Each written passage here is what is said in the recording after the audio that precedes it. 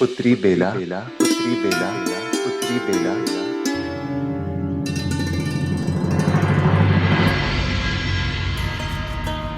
ओ पिताजी।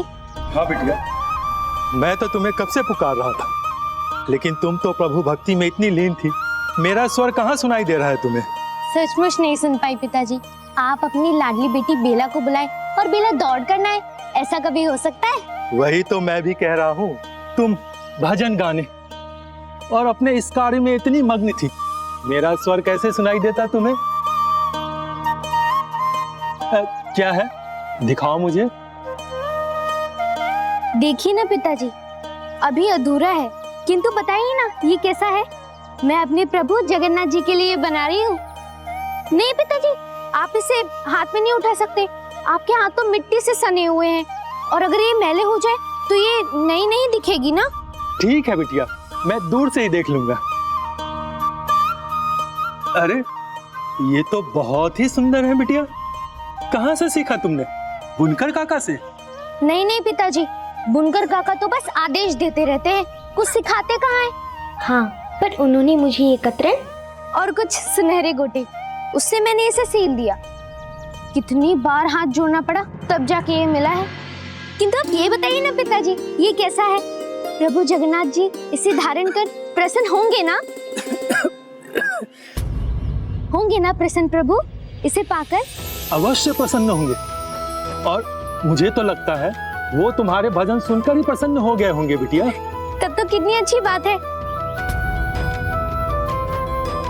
किंतु आपके मुख के भाव से ऐसा लग रहा है कि आप मुझे कुछ बताना चाहते हैं। बताना नहीं है बिटिया, तुम्हें कुछ दिखाना चाहता हूँ, आओ मेरे साथ। ठीक है।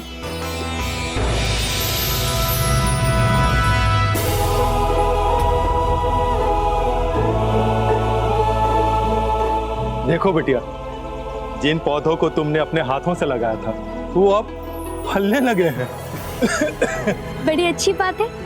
इनकी प्रथम फसल से प्रभु जगन्नाथ जी के लिए मैं अपने हाथों से ही भोग तैयार करूंगी। वो कितने आनंदित होंगे। हाँ हाँ बिटिया। कितनी निछल भक्ति है इस बालिका की, वो तो बस मुझे प्रसन्न करना चाहती है। उसे तो इसका अनुमान भी नहीं कि मैं उसकी भक्ति से कितना प्रसन्न हूँ।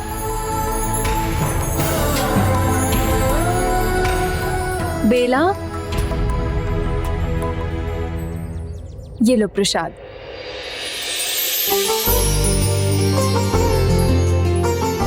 बेला, मंदिर जाते समय तुम्हारा भजन सुना, बहुत सुंदर गाती हो, मुझे बहुत अच्छा लगा। धन्यवाद गौरी दीदी, मुझे भी आपके वस्त्र बहुत अच्छे लगे। नए हैं ना?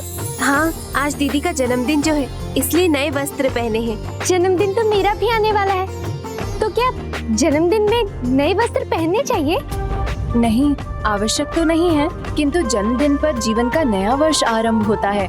जो हमारे निकट के लोग होते हैं, जो हमसे प्रेम करते हैं, वो हमें जन्मदिन पर नए वस्त्रों में देखकर अत्यंत प्रसन्न होते हैं। तब तो मैं भी जन्मदिन पर नए वस्त्र पहनकर ही मंदिर जाऊंगी। मेरे प्रभु जगन्नाथ जी मुझे नए वस्त्र में देखेंगे तो बहुत प्रसन्न होंगे।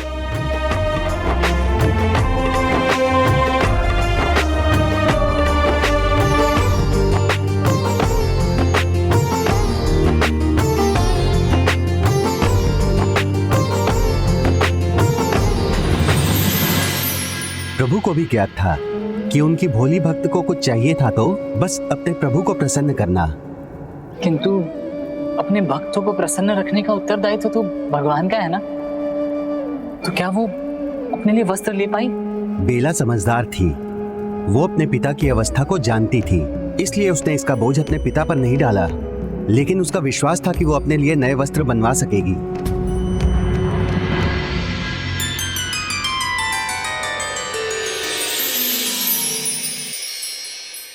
नहीं नहीं, तुम्हें यहाँ आने की अनुमति नहीं है बेला। यहाँ आती हो तो चुन चुन के वस्त्रों के टुकड़े और गोटे ले जाती हो। किंतु काका, मैं तो आपकी सहायता भी करती हूँ, और जो भी लेके जाती हूँ सब आपको दिखा के तो लेके जाती हूँ। तुम्हारे भोले मुख के सामने मैं कुछ कह नहीं पाता। तो फिर आज मैं जो भी मांगूंगी उसके लिए आप मना मत कीजिएगा। नहीं, अतिरिक्त स्वर्ण गोटा नहीं है मेरे पास। नहीं, वो नहीं चाहिए, मुझे तो बस अपने लिए एक नई साड़ी चाहिए। नई साड़ी तुम्हारे लिए? हाँ, 3 माह में मेरा जन्मदिन जो है, नवीन साड़ी पहनूंगी, प्रभु जगन्नाथ जी की पूजा करूंगी और उन्हें प्रसन्न भी करूंगी। आप चिंता मत करिए काका, मैं नई साड़ी थोड़ी ना मांग रही हूँ। आप बस मुझे धागे और वस्त्र दे दीजिए, तो उससे मैं अपने हाथों से ही अपने लिए साड़ी बना लूंगी। और अपने हाथों से बनी हुई साड़ी जब मैं पहनकर जाऊंगी ना, तो प्रभु जगन्नाथ जी कितने प्रसन्न होंगे ना। बेटा, पूरी साड़ी बना देना किसी बालिका के लिए सरल कार्य नहीं है ये। प्रभु जगन्नाथ जी के लिए मैं इंद्रधनुषी मुकुट सिल रही हूँ, तो क्या 3 माह में मैं अपने लिए साड़ी नहीं बना सकती? बिटिया, इन कुछ टुकड़ों से साड़ी नहीं बन पाएगी, इसे बड़े ध्यान से बुनना होता है। मुकुट बनाने जैसा सरल कार्य नहीं है ये। अर्थात मैं नई साड़ी नहीं पहन सकूंगी? क्षमा करना बिटिया, झूठा दिलासा मैं देता नहीं और तुम्हें एक नई साड़ी उपहार में नहीं दे पाऊंगा। नहीं काका, मुझे कोई उपहार नहीं चाहिए। तब तो तुम्हें उसके लिए कार्य करना होगा या उसे मोल लेना होगा। मोल लेना होगा? अर्थात उसके लिए तुम्हारे पास धन होना चाहिए। तुम मुझे धन दोगी और उसके बदले में मैं तुम्हें तुम्हारी साड़ी दे दूंगा। किंतु काका, धन तो नहीं है मेरे पास, लेकिन ये सब्जियां हैं। क्या इन सब्जियों के बदले मुझे नई साड़ी मिल जाएगी? चिंता मत कीजिए काका, मैं प्रभु जगन्नाथ जी को प्रसन्न करना चाहती हूँ। उचित है, फिर मैं तुम्हारे लिए साड़ी बना दूंगा, पर इस एक सब्जी से कुछ नहीं होगा। तुम्हें 3 माह प्रतिदिन सब्जियां लानी होंगी। आप चिंता मत करिए काका, सोमवार को लौकी, मंगलवार को करेले, बुध को कद्दू, बृहस्पति को बैंगन, शुक्रवार को फली, शनिवार को पालक और रविवार को गाजर और मटर ले आऊंगी। ठीक है, फिर तुम्हारे जन्मदिन के 1 दिन पहले मैं तुम्हें साड़ी दे दूंगा। अभी इतना प्रसन्न मत हो जाओ। एक और बात है, तुम्हें मेरे काम में हाथ बटाना होगा। मेरा सहायक मूर्ख है और आलसी भी, सदा देर से आता है। किंतु मैं तो सदा आपके कहे हुए समय से पहले ही आ जाऊंगी। ये लीजिए।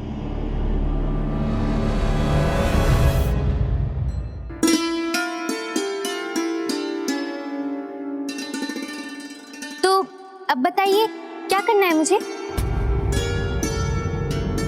उस दिन से प्रभु जगन्नाथ को प्रसन्न करने के विचार से बेला अगले 3 माह प्रतिदिन भोर में अपने अस्वस्थ पिता की सहायता उनके खेत में करने लगी। दोपहर में सब्जियों को मंडी में बेचने जाती, संध्या में अपने बुनकर काका की सहायता करती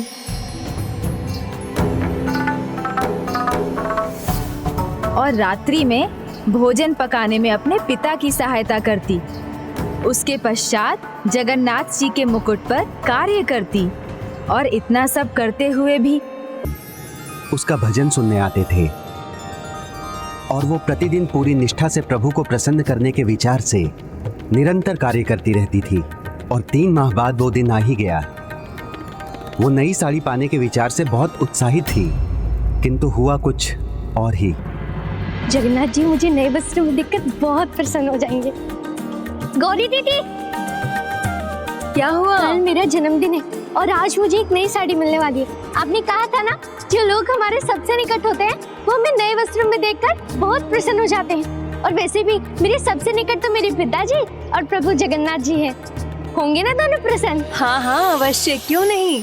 और तुम्हारे मुख पर छाई प्रसन्नता से वो अछूते कैसे रह सकते हैं, वो भी विशेष रूप से तुम्हारे प्रभु जगन्नाथ जी। अच्छा दीदी, मैं चलती हूँ, मेरी साड़ी तैयार होगी। काका, काका, काका। वो तो है नहीं यहाँ, अचानक उन्हें बाहर जाना पड़ा। तो मेरी साड़ी वो कहाँ है? कौन सी साड़ी? वो लाल वाली जो काका मेरे लिए बुन रहे थे। मुझे कैसे पता वो तुम्हारे लिए बना रहे थे या किसी और के लिए बुन रहे थे? ये क्या कह रहे हो भैया? आपको भी पता है कि काका और मेरे बीच में क्या तय हुआ था। उन्होंने तो वो लाल साड़ी भी दिखाई थी मुझे, उसमें बस थोड़ा सा ही काम बाकी था। अब जिनसे तय हुआ था उनसे पूछ लेना। और अब जाओ, मुझे इस बारे में कुछ ज्ञात नहीं है। किंतु मेरी साड़ी, और मैं प्रभु जगन्नाथ जी को कैसे प्रसन्न करूंगी? और वैसे भी मुझे दुखी देखकर वो भी तो दुगना दुखी हो जाएंगे ना। तुम जितना भी कुछ कहोगी, मैं तो बस यही कहूंगा कि तुम्हारी लाल साड़ी को लेकर मुझे कुछ ज्ञात नहीं है। परसों आना, जब काका आएंगे तब उनसे पूछ लेना। तब तक तो मेरा जन्मदिन भी बीत जाएगा। बीत जाएगा तो बीत जाएगा, मैं क्या करूं? अब जाओ, मेरा समय व्यर्थ मत करो। इतना कुछ किया, सब व्यर्थ हो गया। अब मैं प्रभु जगन्नाथ जी को कैसे प्रसन्न करूंगी?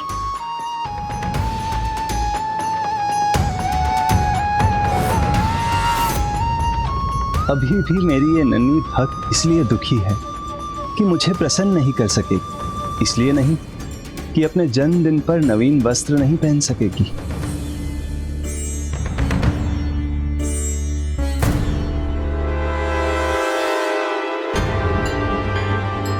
मैं एक आवश्यक कार्य से बाहर जा रहा हूँ। ये तैयार है, बेला आए तो उसे दे देना। भूलना मत, इतना अधिक कार्य किया है उसने जैसे कि वही मेरी सहायक हो, इसीलिए इसे पाने के योग्य बनी है वो। तुम भी कुछ सीखो उससे। उस नन्ही सी छोटी सी बालिका से मैं सीख लूं? अब देखता हूं क्या करती है वो।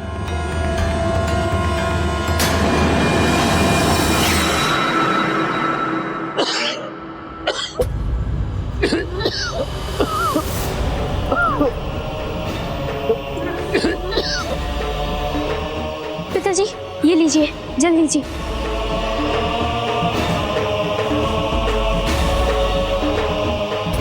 ये क्या हुआ आपको पिताजी? पिछले कई माह से आप बहुत अस्वस्थ हैं। किसी वैद्य से औषधि क्यों नहीं ले लेते आप?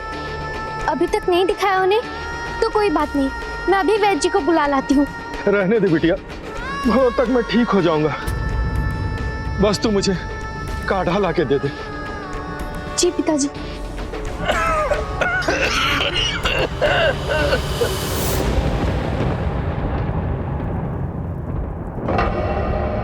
कैसे कहूँ इससे, मेरे प्राण तो इसी में बसते हैं। इसे निराश होते नहीं देख सकता, इसीलिए वैद्य जी के पास नहीं गया, जिससे औषधि पर व्यय करने के स्थान पर इसके लिए नई साड़ी ला सकूं। ये लीजिए पिताजी, काढ़ा।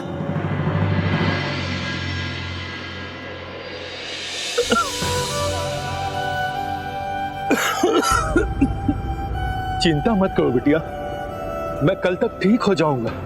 यदि नहीं हुआ तो कल वैद्य जी के पास अवश्य चला जाऊंगा। तुम्हें पता है बिटिया, तुमने जो पौधे लगाए थे उन पर लगी सब्जियां कल तक तैयार हो जाएंगी।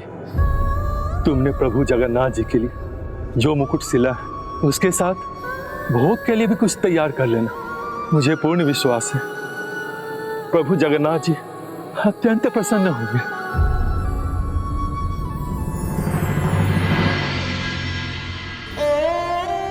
क्या हुआ बिटिया?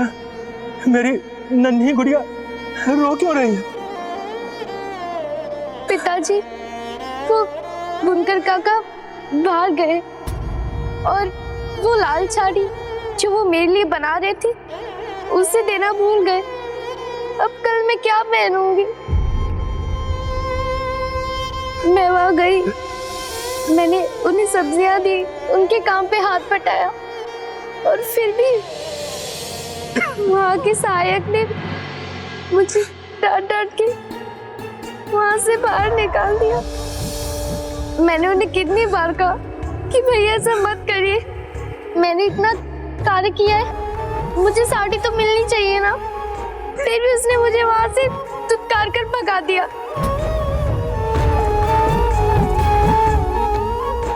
चुप हो जाओ बिटिया, चुप हो जाओ। रोते नहीं बिटिया, रोते नहीं। चुप हो जाओ बिटिया, चुप हो जाओ, चुप हो जाओ। मैंने जो कुछ भी किया सब प्रभु जगन्नाथ जी को प्रसन्न करने के लिए किया। अब वो कैसे प्रसन्न होंगे? जन्म दिवस के अवसर पर भी मैं ये पुराने वस्त्र पहनकर उनके सामने जाऊंगी तो वो बहुत दुखी होंगे।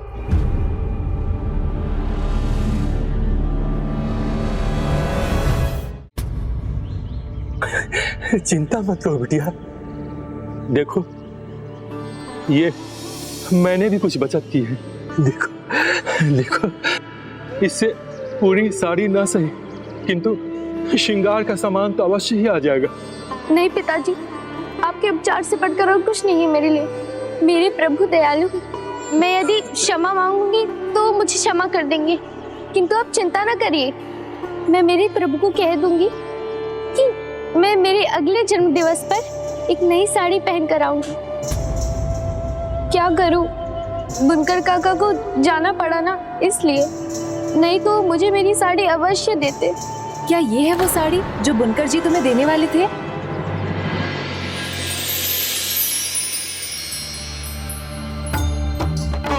गौरी दीदी,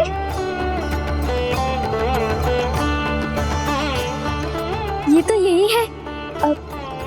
किंतु दीदी, ये आपको कैसे मिली? आज मैं तुमसे मिली थी ना, उसके बाद बुनकर काका से भेंट हुई मेरी। उन्होंने मुझे ये थमा दी कि इसे मैं तुम तक पहुंचा दूं, और उन्होंने कहा इसे पाने के लिए तुमने बहुत कठोर परिश्रम किया है, इसीलिए तुम्हें ये तो मिलनी ही चाहिए।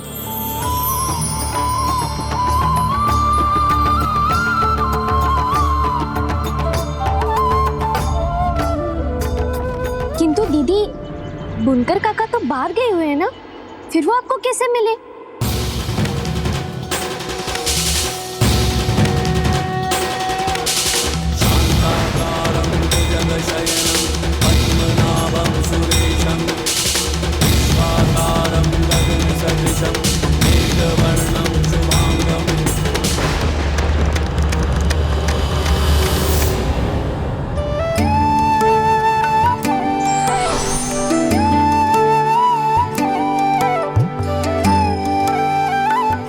सुनो बिटिया, तुम्हें बेला का घर पता है ना? हाँ काका, वो तो मेरे पड़ोस में ही रहती है। मुझे शीघ्र ही कहीं पहुंचना है। तुम ये साड़ी उस तक पहुंचा दोगी और उसे ये भी कहना अपने श्रम से अर्जित की है उसने, इसलिए इसे पाने के सर्वथा योग्य है वो। अवश्य काका। जो तुमने अर्जित किया है वो तुम तक ना पहुंचे, ये मैं कैसे देख सकता था पुत्री? बताइए ना दीदी, काका के सहायक ने तो कहा था कि वो बाहर गए हैं। वो मुझे कैसे पता? ये तो मुझे बुनकर काका ने ही दी है। हो सकता है उन्हें लगा हो तुमने इसे पाने के लिए बहुत कठोर परिश्रम किया है, तो तुम निराश नहीं होनी चाहिए, तो लौट आए वो। इसमें भी प्रभु जगन्नाथ जी की कृपा है, उन्होंने ही बुनकर भैया को स्मरण कराया होगा। आप ठीक कहते हैं पिताजी। मुझे प्रभु जगन्नाथ जी और बुनकर काका दोनों का धन्यवाद करना चाहिए। धन्यवाद प्रभु जगन्नाथ जी, धन्यवाद बुनकर काका। अब देखना, कल ये नई साड़ी पहनकर जाऊंगी तो प्रभु जगन्नाथ जी बहुत प्रसन्न होंगे। उपाय कोई भी हो, माध्यम कोई भी बने, किंतु जो कर्मों का फल है वो भक्त को अवश्य मिलना चाहिए। भगवान ये सदा सुनिश्चित करते हैं, और यदि इसके लिए उन्हें स्वयं भी आना हो तो वो अवश्य आते हैं। अद्भुत है प्रभु की लीला। किंतु आपने तो कहा था कि अति उत्साह से भरकर बेला की सहायता के लिए चले आए थे प्रभु। हाँ, वो तो अगले दिन हुआ। उस रात ना तो बेला अपने भगवान से मिलने के उतावलेपन में सो सकी, और ना ही भगवान अपनी नन्ही सी प्यारी सी भक्त से मिलने की प्रतीक्षा कर सके।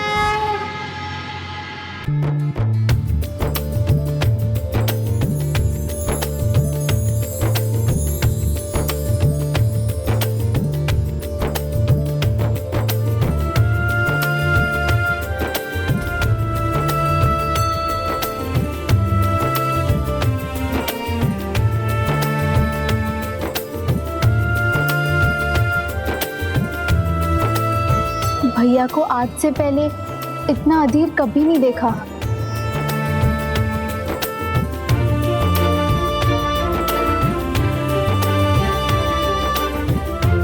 क्या हुआ कान्हा?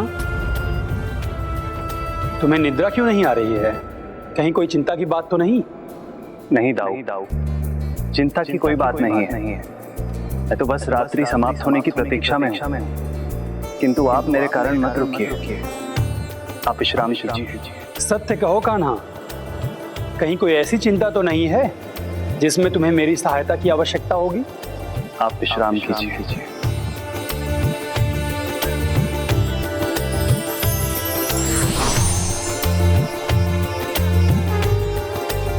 नहीं दाऊ, मैं तो अपनी सबसे विशेष भक्त से मिलने की प्रतीक्षा कर रहा हूं।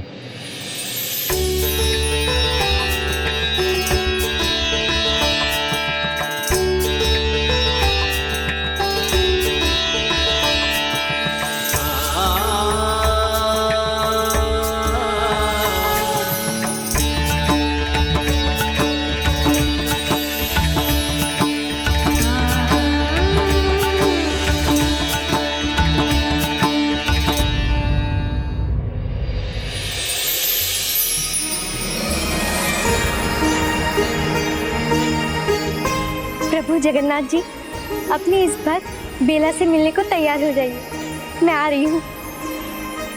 मेरी नन्ही भक्त, तुम्हें तुम्हारे जन्मदिन पर यहाँ देखने के लिए तुम्हारे भगवान कब से तैयार है। प्रभु जगन्नाथ जी की, प्रभु जगन्नाथ जी की, प्रभु जगन्नाथ जी की, प्रभु जगन्नाथ जी की, प्रभु जगन्नाथ जी की, प्रभु जगन्नाथ जी की, प्रभु जगन्नाथ जी की।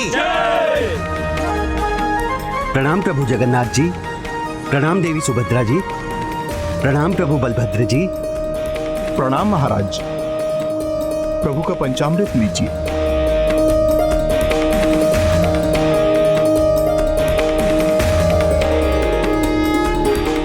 सदा के समान मैं प्रभु के लिए नए वस्त्र लेकर आया हूँ।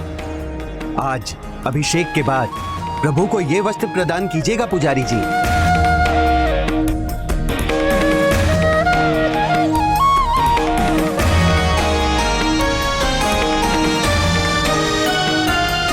प्रभु जगन्नाथ जी की, प्रभु जगन्नाथ जी की।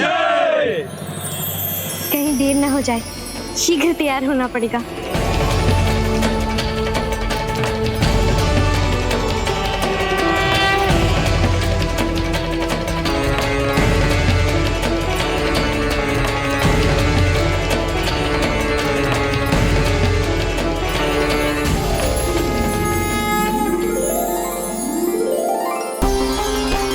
पिताजी,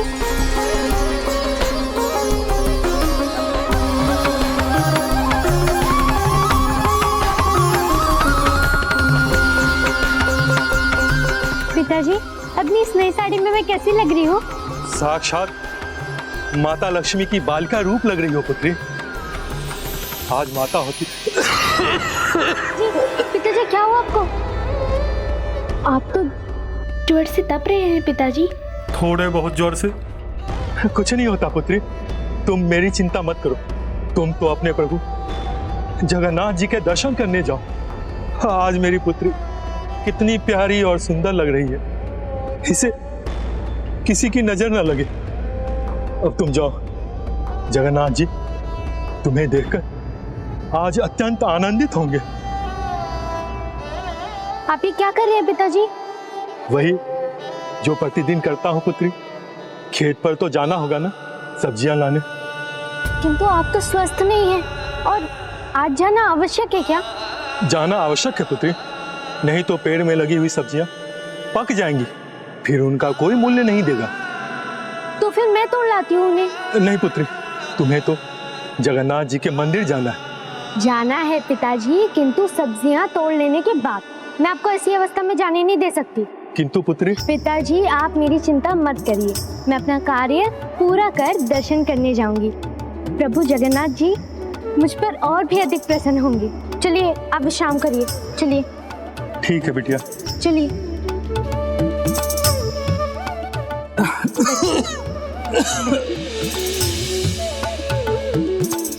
पिताजी ज्वर में विश्राम आवश्यक है, आप ही तो कहते हैं ना। चलिए विश्राम करिए, मैं आपके लिए काढ़ा बनाकर ला देती हूँ। मैं चुटकियों में ही खेत का कार्य समाप्त कर दर्शन करने चली जाऊंगी और पलक झपकते ही यहाँ आ जाऊंगी।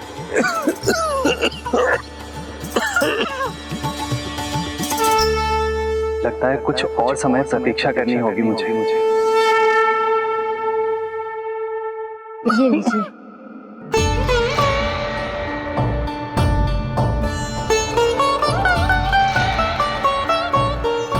अब आप सो जाइए और बाकी चिंता मुझ पर छोड़ दीजिए। ठीक है पुत्री।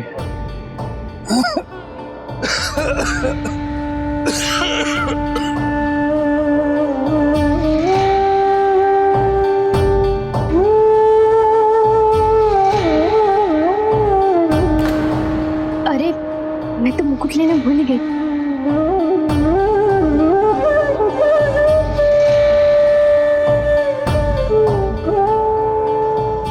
फिर क्या हुआ गजानन? फिर वो हुआ जिसकी कल्पना किसी ने नहीं की थी, चाहे वो प्रभु बलभद्र जी हो, देवी सुभद्रा हो, माता लक्ष्मी हो या स्वयं माता विमला पार्वती ही क्यों ना हो। उसका कार्य शीघ्र समाप्त हो तो वो यहाँ आए मेरे दर्शन के लिए, किंतु अभी और कितना समय लगेगा उसे? शीघ्र ही काम समाप्त करना होगा। जाना जो है, प्रभु भी तो मेरा इंतजार कर रहे होंगे ना। बीला, शीघ्रता कर।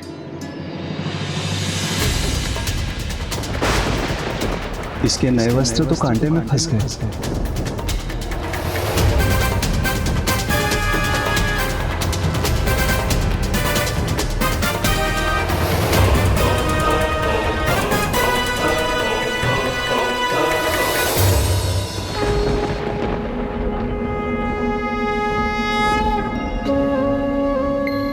ओह, अच्छा हुआ उसके नवीन वस्त्र बच गए।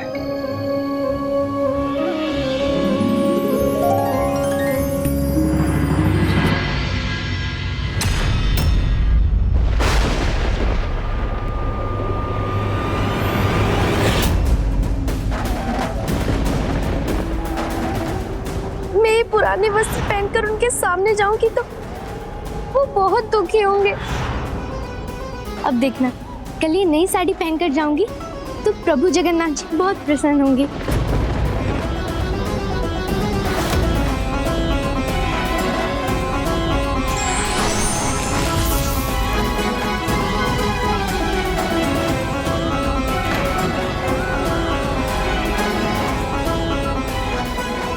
क्या हुआ भैया, आप इतने चिंतित क्यों हैं?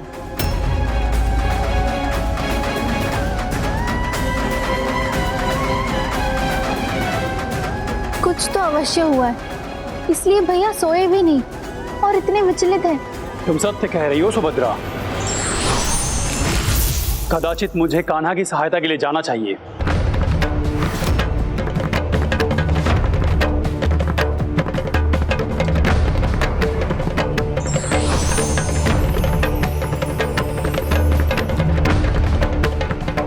बलभद्र जी इतनी शीघ्रता में कहाँ जा रहे हैं?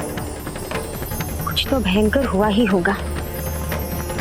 ऐसी परिस्थिति में मैं मूक नहीं रह सकती। जो भी है, मैं भी इसका सामना करूंगी।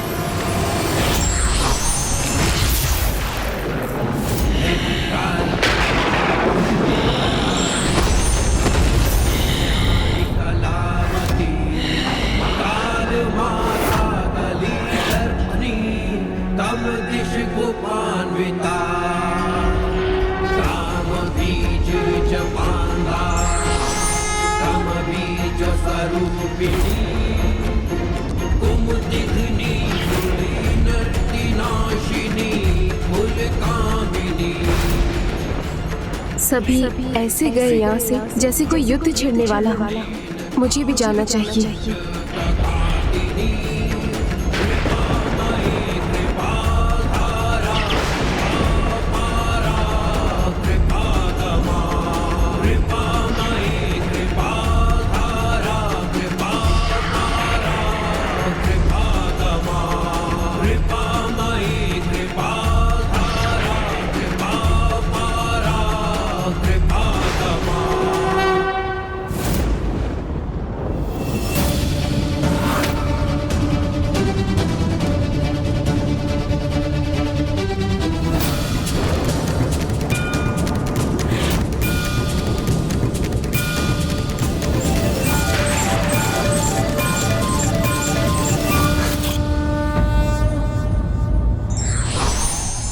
कर्तव्यों के पालन के लिए जो व्यक्ति स्वयं की इच्छा की परवाह नहीं करते, उनकी इच्छा की पूर्ति के लिए स्वयं भगवान आते हैं।